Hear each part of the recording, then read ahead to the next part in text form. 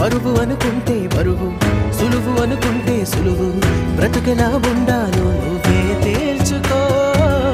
అనుకున్నవన్నీ అవవు, ఎప్పుడు ఏదో కరువు, అందుకే కమ్మని కలలు సరిచు.